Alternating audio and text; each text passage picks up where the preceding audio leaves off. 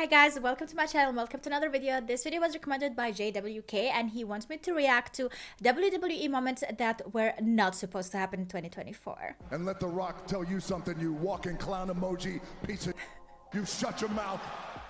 Unscripted WWE moments in 2024. CM Punk at Survivor Series War Games. As CM Punk has always been known to go off script in the aid of enhancing a segment or match. In the 2024 Survivor Series War Games match, there was no exception. As Punk made his entrance, he proceeded to the new Bloodlines cage and slapped Bronson Reed across the face. This was said to be completely unscripted, and this was a moment that set the tone for the rest of the match. And the reactions from the new Bloodline, specifically Reed and Jacob Fatu, made the moment even better. Carlito on Raw in October. One of the more controversial moments of 2024 came during a backstage segment featuring Carlito. In the segment, Carlito would state, "I gotta learn Chinese," when referring to Io Sky and Kairi Sane. This line received instant backlash online, and a portion of the fans were calling Carlito racist. It was then reported that Carlito ad-libbed the line, and the line wasn't in the initial script. The WWE made the call to edit the line out at subsequent replays of their flagship show. The Rock on the Come on, he's just clueless, he's not racist. At the end of the day, all he said, he wants to learn a language so he can communicate with Io Sky because she thinks she's hot. Like, if you think about it, that's what he wanted to say. Why we need to make it racist? He just didn't know which language it is. WrestleMania 40 line out at subsequent replays of their flagship show. The Rock on the WrestleMania 40 kickoff.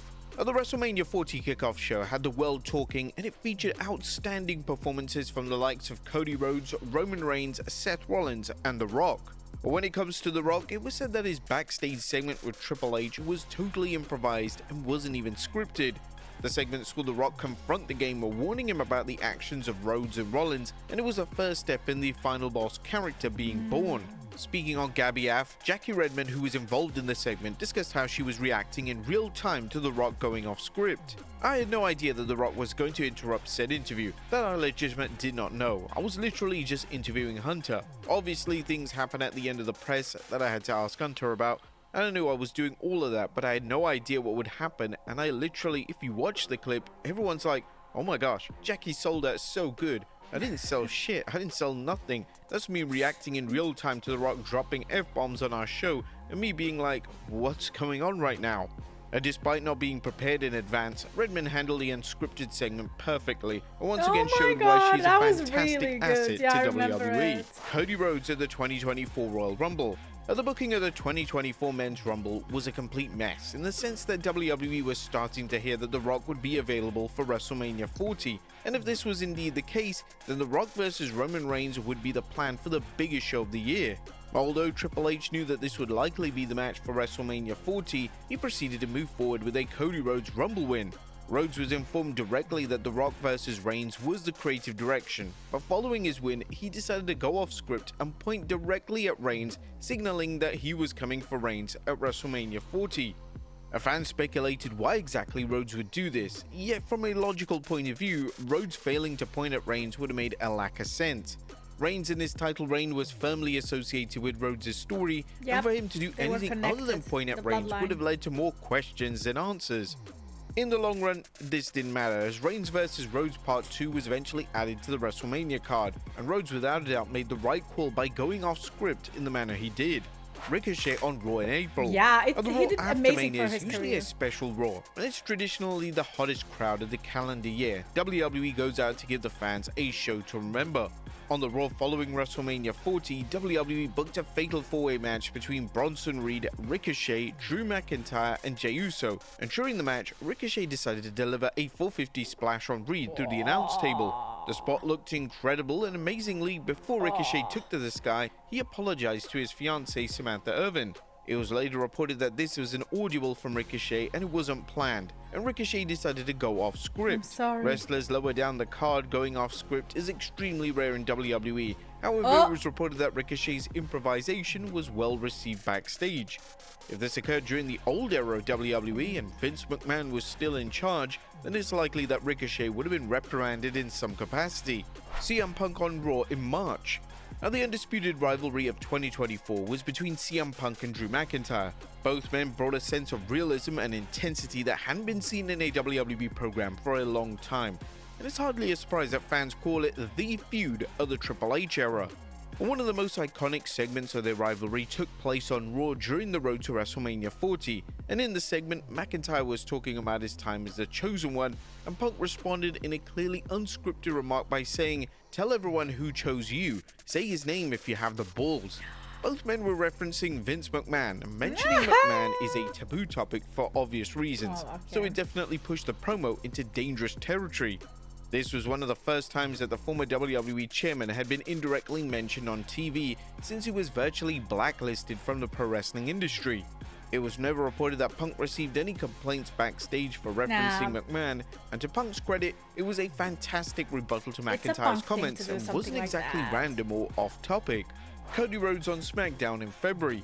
One of the most notable elements of the famous segment which saw Cody Rhodes give his WrestleMania spot away was the fact that Rhodes looked absolutely heartbroken. Fans instantly realized that Rhodes was putting real emotion into the angle, and it later surfaced that Rhodes wasn't supposed to act in this way, and Rhodes had gone completely off script. According to The Rock's personal writer, Brian Gewirtz, during an episode on the Ring of Wrestling show, Rhodes was supposed to act with enthusiasm in the segment itself, because Cody was supposed to be in some form of like, hell yeah, F&A, go get him, Rock, you're gonna go and get your ass kicked, Roman, let's do this, and kind of this uplifting promo, and instead, it looked like someone shot his dog in the face in the parking lot. Like you said, because just look at his expression. And like. By the way, someone else who even when the team wins sometimes looks full on and upset and despondent, Julius Randle. Hey, so yeah, that I don't think help matters. While some may label the American Nightmare as unprofessional for going off script like this, Rhodes has always been a wrestler that has publicly shown his true emotions, so it was probably an extremely difficult segment for Rhodes to deliver. Roman Reigns on SmackDown in March. And the seeds were firmly planted for the inevitable Rock vs Roman Reigns matchup on the first March edition of SmackDown. On the show, Reigns would order the final boss to acknowledge him, and it was believed that this was a case of Reigns going off script. This was then supported by the fact that The Rock had this to say on X. Something happened out there that The Rock didn't expect. They thought it was part of the storyline. Well, you know that's not how The Rock operates. It was no storyline. The Rock saw something in Joe Anoa'i's eyes that The Rock had never seen before, and in that moment, as Joe, who is my family, my cousin, my Uso, which means brother and Samoan, if he needs me to acknowledge him, I'm gonna acknowledge him. Due to Reigns' elite standing with WWE, he's definitely a talent that can deviate from the script in a significant capacity, and this was another case of Reigns taking the segment to the next level.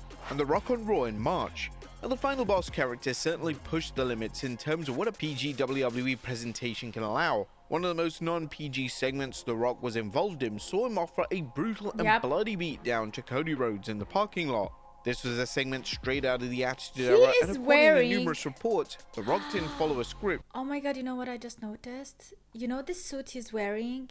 He wore the same thing on this last SmackDown where he appeared and showed up and talked to Cody and offered him this devilish thing. Like, if you watch SmackDown, you would know what I'm talking about. And he is wearing the same thing. Which would explain the excessive cursing and profanity. Once the segment had concluded on Raw, The Rock took to Instagram to continue the beatdown, and this is where The Rock informed the world that he was going off script. Nobody was gonna stop him. What, just because the show is over? That doesn't mean that shit stops. The Rock doesn't give an F. Show is over, then it stops? F that. Your script, F that. The Rock shared the post with a lengthy caption commenting on ridiculous rules that WWE names out to follow. I hate constraints and bullshit rules, and just because some WWE producer says clear, meaning we're no longer live on the air and the show is over, that doesn't mean I just stop whatever I'm doing and tell everyone great job. Even though the segment was applauded by fans, some of the fan base questioned if The Rock should be above other talent in the sense that he can do whatever he likes with no ramifications whatsoever. But there you have it, folks. Unscripted. Yeah, the Rock role in the whole WWE is a bit questionable. We all love The Rock and we want to see more of him. That's why we're not really complaining. However, if you think about it, him being a part of the company and being above many of the wrestlers, but swooping into the ring and fighting directly with wrestlers, asking for a win, a championship, a title, and then telling Cody Rhodes, I owe you and I own you and things like that. That is what we don't really like. It's not fair, you know. Like John Cena comes out, says it's final time, and he chooses to be in the elimination chamber without having to qualify for it.